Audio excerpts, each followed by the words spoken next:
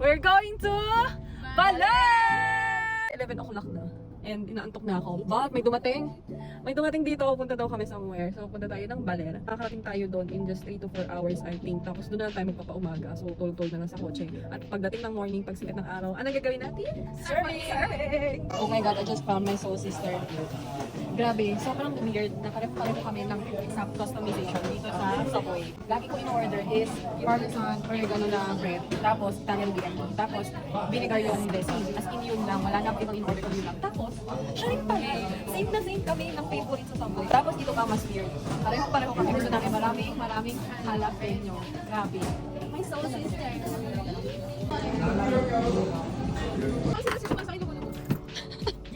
Lumugundo.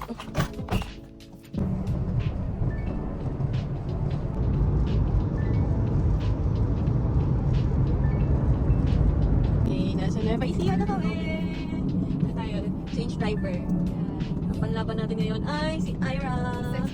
Sex bomb Ira! Get. Grabe, habang na itulog ko. Finally, we're here in Baler.